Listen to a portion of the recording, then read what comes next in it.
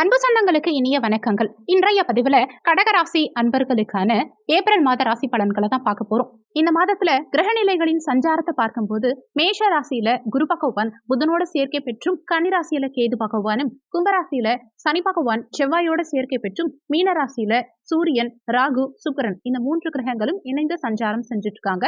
வரும் 10/4/2023 அன்னைக்கு புதன் பகவான் மீன ராசியில வக்ரமடைந்து சஞ்சாரம் செய்ய இருக்கார். வரும் 13/4/2023 அன்னைக்கு சூரியன் மீன வீட்டுல இருந்து பயிற்சியாகி மேஷ வீட்டுல சஞ்சாரம் செய்ய இருக்கார். வரும் 23/4/2024 அன்னைக்கு செவ்வாய் கும்பராசியிலிருந்து பயிற்சியாகி மீன ராசியில சஞ்சாரம் செய்ய இருக்கார். வரும் 24/4/2024 அன்னைக்கு சுக்கிரன் மீன ராசியிலிருந்து பயிற்சியாகி மேஷ ராசியில சஞ்சாரம் செய்ய இருக்கார். இந்த கிரகநிலைகளின் சஞ்சாரத்தின்படி இந்த ஏப்ரல் மாதத்துல உங்க ராசிக்கு என்ன மாதிரியான நற்பலன்கள் கிடைக்கும், எந்தெந்த விஷயங்களை இந்த காலகட்டத்துல நீங்க செய்யலாம், அவசியம் தவிர்த்துக்க வேண்டிய விஷயங்கள் என்னென்ன, எந்த தெய்வ வழிபாடு இந்த காலகட்டத்துல உங்களுக்கு நன்மைகளை செய்யும், இது மாதிரியான தகவல்களை தெளிவாகவும் விரிவாகவும் பார்க்க போறோம். கொஞ்சம் கூட வீடியோவை ஸ்கிப் பண்ணாம முழுமையா பார்க்க முயற்சி செய்யுங்க. வாங்க வீடியோக்குள்ள போலாம். டிஆர்பி எக்ஸாம் எழுதுற டீச்சர்ஸ்க்கு முக்கியமான ஒரு இன்ஃபர்மேஷன். எங்க கிட்ட தரமான ஏற்கனவே டிஆர்பி எக்ஸாம்ல பாஸ் பண்ண நோட்ஸ், பெஸ்டான நோட்ஸ் இருக்கு. டிஆர்பி ஜுவாலஜி நோட்ஸ் இருக்கு.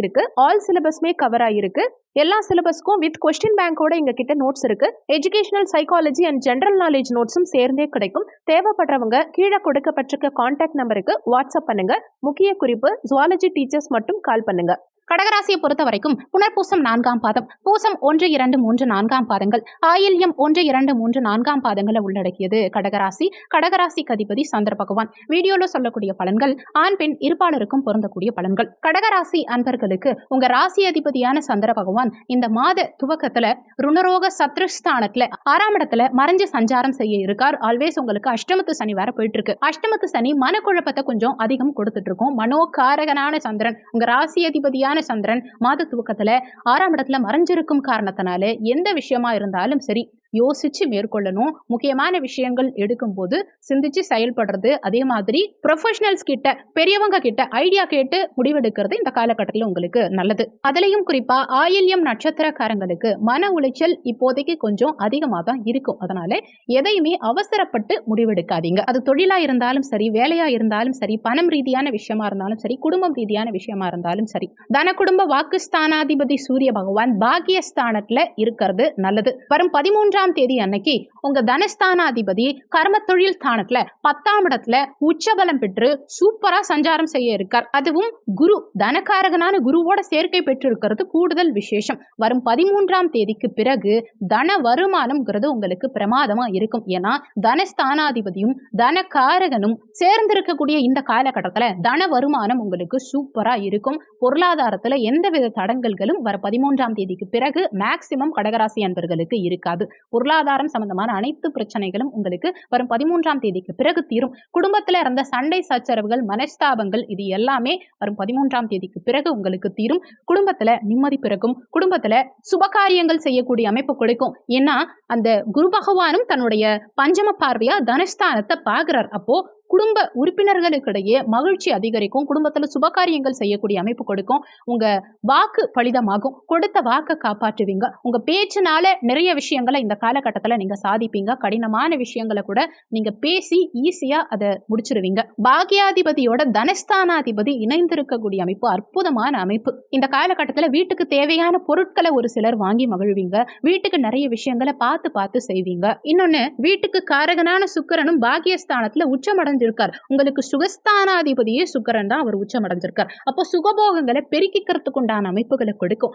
அசையும் அசையா சொத்து சேர்க்கைங்கிறது இந்த காலகட்டத்துல பிரமாதமா இருக்கும். நீண்ட காலமா வண்டி வாகனங்கள் வாங்க முடியல, இடம் வாங்க முடியல, ஒரு சொந்த வீட்டுக்கு போக முடியல, இன்னொரு ப்ராப்பர்ட்டி வாங்க முடியலன்னு நினைக்கிறவங்களுக்கு இந்த காலகட்டத்துல நிச்சயமா நீங்க சிறிய அளவுல முயற்சி எடுத்தீங்கன்னா கூட பெரிய அளவுல வெற்றி கிடைக்கும். வண்டி வாகனங்கள் நிறைய பேர் இந்த காலகட்டத்துல வாங்குவீங்க. ஒரு சிலர் பழைய வாகனங்களை கொடுத்துட்டு புதிய வாகனங்கள் வாங்குவீங்க. ஆனாலுமே இந்த சனி அஷ்டமஸ்தானத்துல அமர்ந்து தன்னுடைய சமசப்தம பார்வையா தனஸ்தானத்தை, குடும்பஸ்தானத்தை, வாக்குஸ்தானத்தை பார்க்கிறார். அப்போ சனி பகவான் பார்வை படும் இடம் கெடும் இல்லையா? அந்த வகையில குடும்பஸ்தானத்தை சனி பார்க்கும் காரணத்தினால குட்டி குட்டி சண்டை சச்சரவுகள் குடும்ப உறுப்பினர்களுக்குள்ள வரும். அதே மாதிரி வாக்குஸ்தானமும் இதுதான். அதனால சில நேரங்கள்ல நீங்க எங்கேயாவது வாயை கொடுத்து மாட்டிக்கிறதுக்கும் வாய்ப்புகள் இருக்கு. சில நேரங்கள்ல நீங்க நல்லதா நினைச்சு பேசினாலுமே கூட அதை மத்தவங்க தவறா எடுத்துக்கிட்டு அதனால உங்களுக்கு பிரச்சனைகள் உண்டாகிறதுக்கும் வாய்ப்புகள் இருக்கிறதுனால பேச்சுல கொஞ்சம் கொஞ்சம் நிதானத்தை கடைபிடிக்க பாருங்க. இன்னொன்னு, தன வருமானம் உங்களுக்கு இருக்கும். ஆனாலுமே அந்த தனத்தை கையாளும் விதத்துல ஏதாவது தொந்தரவுகள் உண்டாகிறதுக்கு வாய்ப்புகள் இருக்கு. உதாரணத்துக்கு பணம் வந்தாலுமே அதை நீங்க யாருக்கிட்டையாவது கொடுக்கலாம், கைமாத்தா கொடுக்கலாம், கடனா கொடுக்கலாம், இல்ல எங்கேயாவது இன்வெஸ்ட்மெண்ட் பண்றேங்கிறதுக்காக உங்க பணத்தை போடலாம். அந்த மாதிரியான விஷயங்கள்ல கவனமா இருந்துக்கோங்க. தனத்தை கையாளும் விதத்துல ஏதாவது தொந்தரவுகள் இந்த காலகட்டத்தில் சனி பகவானால உங்களுக்கு வரதுக்கு நிறைய வாய்ப்புகள் இருக்கு. முடிஞ்ச வரைக்கும் பணத்தை யார்கிட்டையும் நம்பி கொடுக்காதீங்க. நிதி சம்பந்தமான முக்கியமான முடிவுகள் எடுக்கிறத தவிர்த்துக்கிறது இந்த காலகட்டத்தில் உங்களுக்கு சிறப்பு. யார் நம்பியும் பணத்தை எங்கேயும் இன்வெஸ்ட்மெண்ட் எல்லாம் பண்ண வேண்டாம். கடனாவும் எங்கேயும் பணத்தை கொடுக்க வேண்டாம். முக்கியமா உங்க குடும்ப விஷயத்துல மத்தவங்களுடைய தலையிட்ட, அந்நிய நபர்களுடைய தலையிட்ட அனுமதிக்காதீங்க. நீங்களும் மத்தவங்களுடைய குடும்ப விஷயங்கள்ல தலையிடாம இருக்கிறது இந்த காலகட்டத்தில் உங்களுக்கு நல்லது. ஏன்னா சனியோட அங்க செவ்வாயும் இருக்கார். சனி செவ்வாய் இருவருமே பகை கிரகங்கள். அங்க ஒன்னா சேர்ந்து செவ்வாயும் உங்க குடும்பஸ்தானத்தை பாக்குறார். அப்போ குடும்ப விஷயத்துல கொஞ்சம் கவனமா தான் இருந்துக்கணும். முயற்சி ஸ்தானம் 3ஆம் பாவகத்துல கேது பகவான் இருக்கிறது விசேஷ பலன்களை கொடுக்கக்கூடிய அமைப்பு தான். புத்திக்காரகனான புதனுடைய வீட்டுல ஞானக்காரகனான கேது பகவான் உபஜயஸ்தானத்துல இருக்கிறது விசேஷ பலன்களை கொடுக்கக்கூடிய அமைப்பு தான். எடுக்கும் முயற்சிகளில் உங்களுக்கு நிச்சயமா வெற்றி கிடைக்கும்.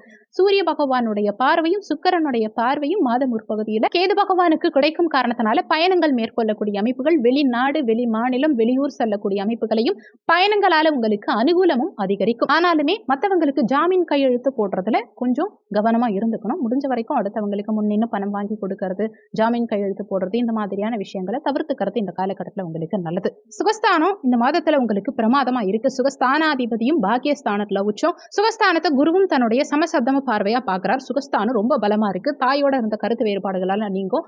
தாயோட பிரிஞ்சிருக்கீங்கன்னா கூட மீண்டும் ஒன்றிணையக்கூடிய அமைப்பு. தாய்க்கு உடல்நல தொந்தரவுகள் சரியாகிறது.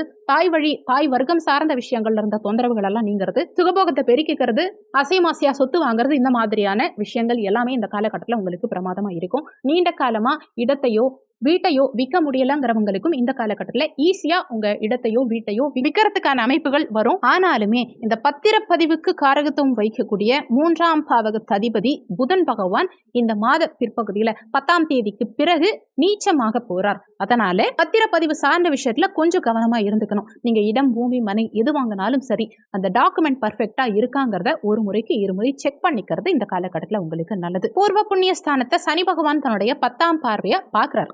ஏற்கனவே 5ஆம் இடத்து அதிபதி செவ்வாயும் போய் அஷ்டமஸ்தானத்துல ஆட்சி பலம் பெற்ற சனி பகவானோட சேர்க்கை பெற்று சஞ்சாரம் செஞ்சுட்டு இருக்கார். 5ஆம் இடம் கொஞ்சம் பலமிழந்த நிலையில தான் இருக்கு. குழந்தைகளுடைய உடல்நலம் சார்ந்த விஷயத்துல இந்த காலகட்டத்தில் கொஞ்சம் கண்ணும் கருத்துமா இருந்துக்கிறது உங்களுக்கு நல்லது. அதே மாதிரி காதல்ல இருக்கவங்களும் கொஞ்சம் அனுசரிச்சு நடந்துக்கணும்.